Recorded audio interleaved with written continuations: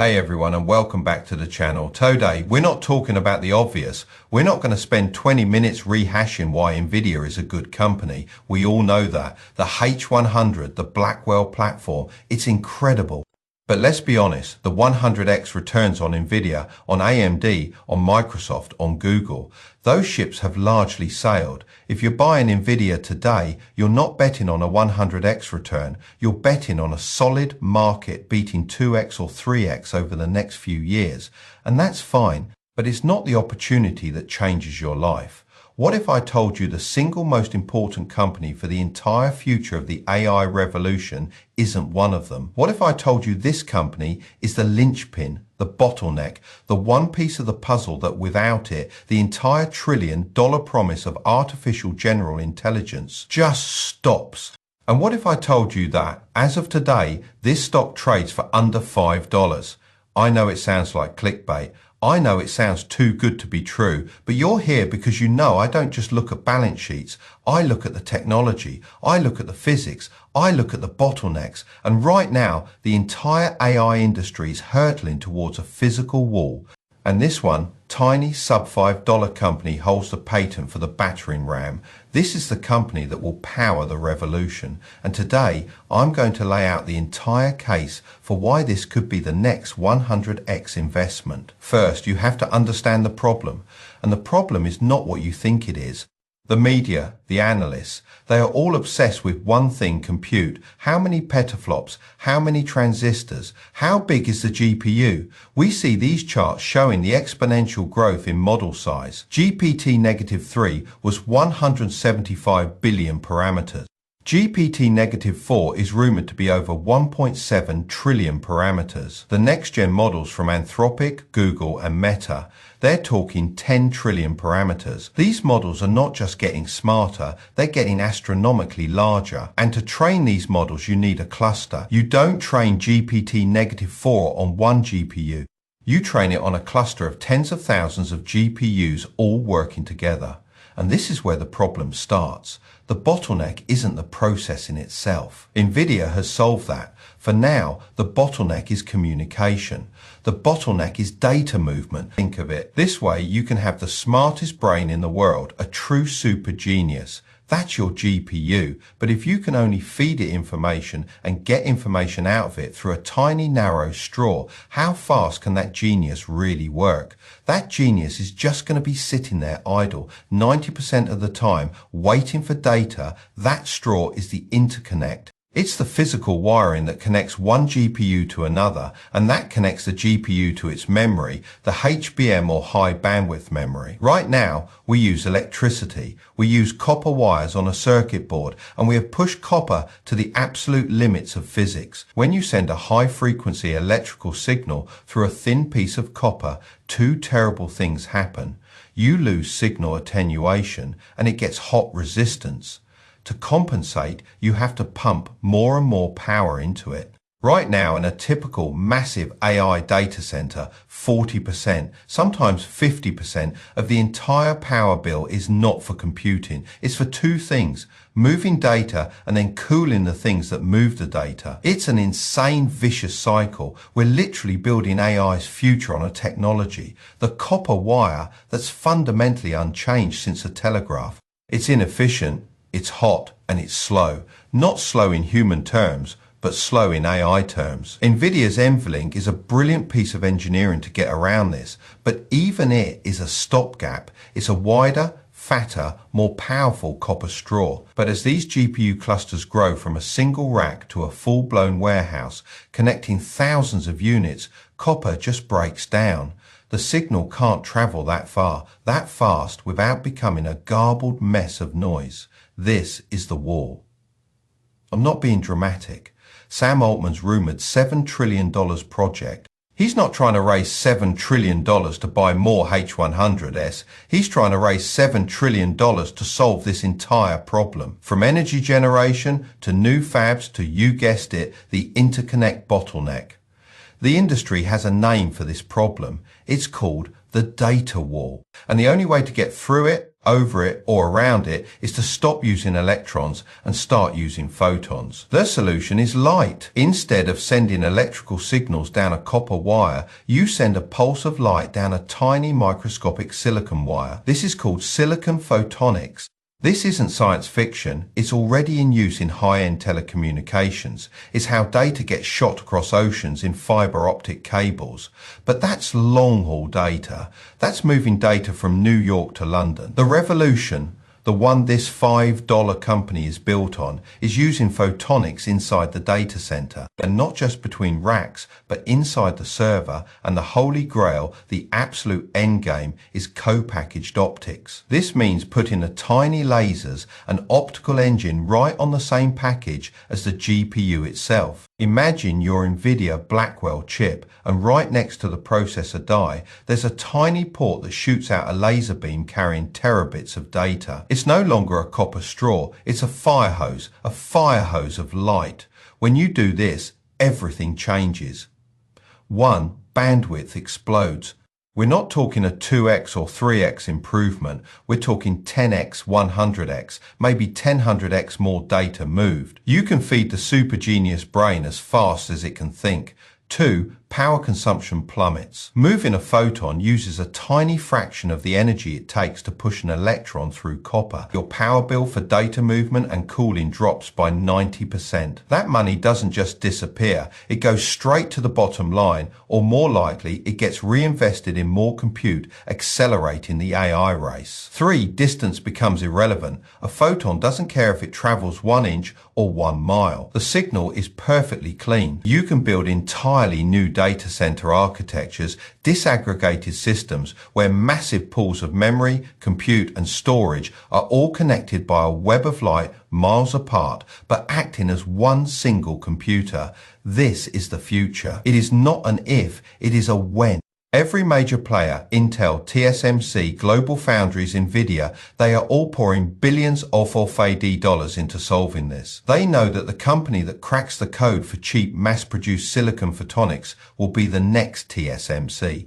It will be the foundational, enabling layer for the next 30 years of computing. And that brings us to this $5 company. Okay, so who are they? I'm not going to give you the name directly. You'll have to do your own research. This is critical, but I will give you the thesis. I will tell you exactly what to look for. The company you are looking for is not a chip designer. It's not a data center operator, it is a pure-play materials science and intellectual property company. For years, the big problem with silicon photonics, especially co-packaged optics, was manufacturing. It was too expensive. You have to use exotic materials like indium phosphide for the lasers, and you have to somehow bond that to the standard silicon CMOS wafer that the rest of the chip is built on. This is incredibly difficult. It's like trying to weld ice to hot steel. The manufacturing yields were terrible and the costs were astronomical. It was a beautiful technology, but it was stuck in the lab. This $5 company, which has been toiling in obscurity for 15 years, just solved it. I've been digging through their patents. I've been reading their white papers. They have developed and patented a new low-temperature bonding process. I'm not going to get into the full material science, but essentially they figured out how to grow their optical layer on top of a finished CMOS wafer without destroying the delicate electronics underneath. This is the ball game. This is not an incremental improvement. This is a fundamental paradigm shift. It means you don't need a brand new $20 billion photonic fab. You can use the existing multi-billion-dollar fabs that we already have.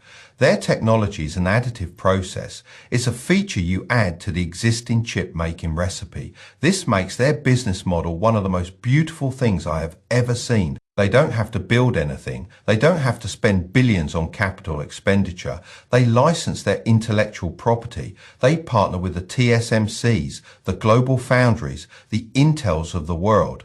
They go to NVIDIA, to AMD, to Google, and they say, you want your next-gen TPU, you want the 10 terabit interconnect. Here is our design, here is our process.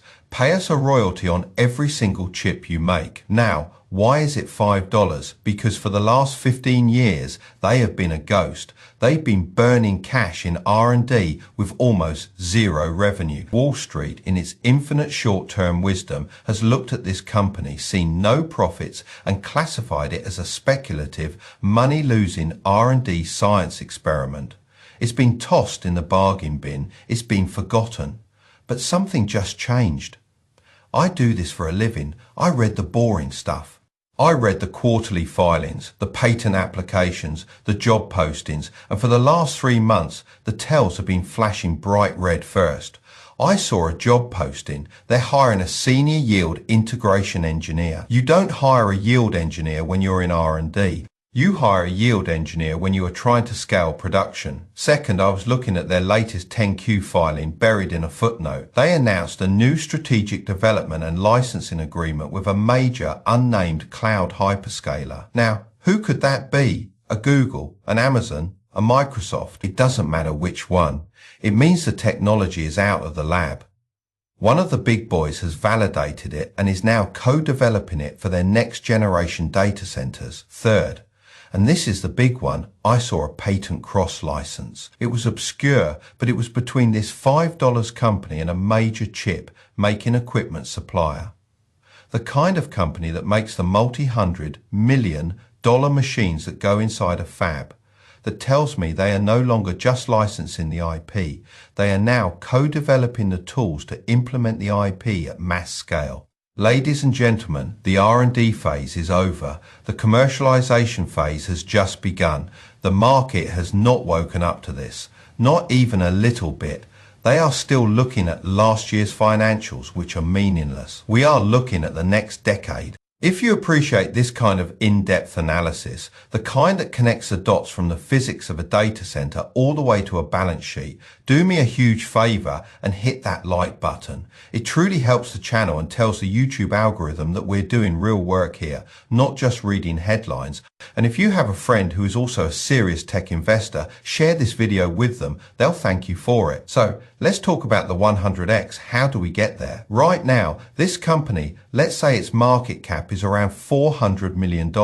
That's a typical valuation for a $5 stock with 100 million shares or so. It's tiny. It's a rounding error for a big hedge fund. But let's look at the total addressable market. The TAM, the market for data center interconnects, is already over $20 billion a year and set to explode. The entire AI server market is projected to be over $150 billion by 2027. This company's technology is not just a product in that market. It is the foundational layer for the entire market. Every single AI chip from every vendor will need an optical interconnect solution to get past the data wall. What happens when this company's technology becomes the standard? What happens when they are collecting a royalty, even just a small one, say 2 to 3%, on every AI chip sold? Let's run the numbers.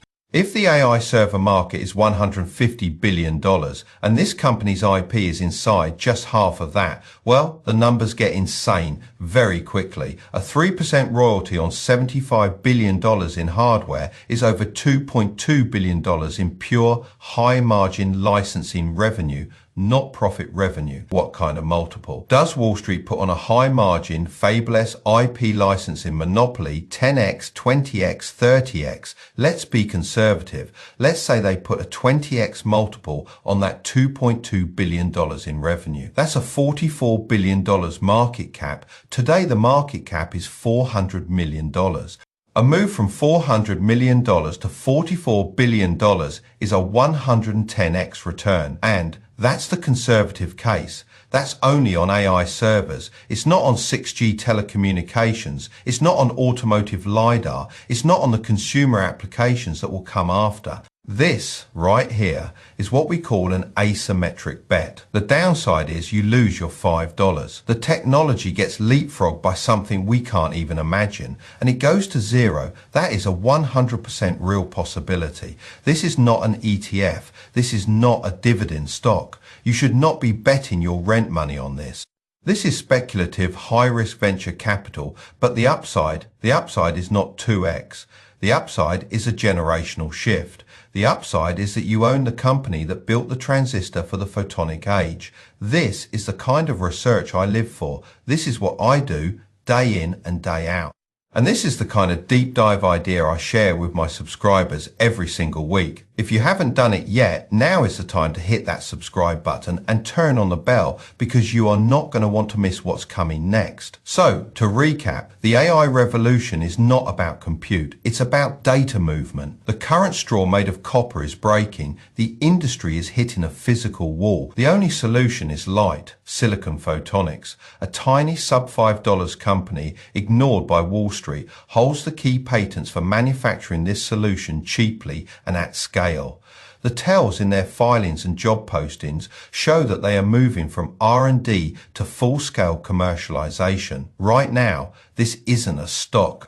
It's a lottery ticket where the drawing is fixed. It's an asymmetric bet on the single most critical bottleneck in the fastest growing industry on Earth. This is not financial advice. You have to do your own homework. You have to read the patents yourself. You have to decide if you have the stomach for the risk. But now, I want to hear from you. This is the part I love. What do you think? Am I right? And this is the most obvious bottleneck in tech? Or am I missing a different solution? What other picks and shovels plays for the AI revolution are you watching? Drop your thoughts, your tickers, and your thesis in the comments below. I read every single one, and I want to know what you found. Thanks for watching. I'll see you in the next one.